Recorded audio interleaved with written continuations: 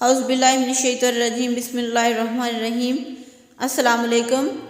کھوپڑی کے اندر دماغ کا اصل وزن 1.5 کلو کے قریب ہے، تقریباً 1700 سے 1400 کے درمیان، مگر اس کے باوجود بھی ہم اپنے سر میں اتنا وزن محسوس نہیں کرتے، جس کی وجہ دماغی اسپائنل کا فلوئڈ میں تیرنا ہے۔ پانی کے اوپری حصے سے دماغ کا وزن تقریباً 0.18 کلو گرام تک کم ہو جاتا ہے، اس لیے ہمیں اس کا وزن محسوس نہیں ہوتا۔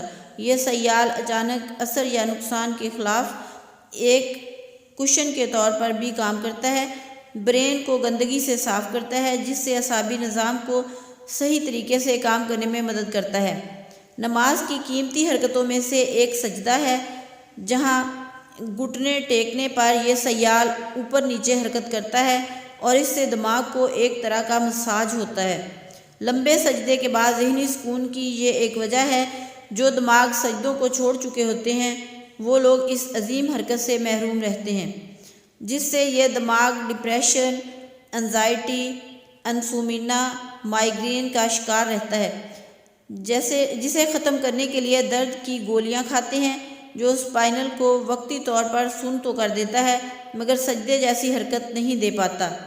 یہ سونے رب کی کاریگری ہے جو ہر چیز کو کامل ترتیب سے بناتا ہے۔ بے شک ہم نے انسان کو بہترین سانچوں میں پیدا کیا ہے۔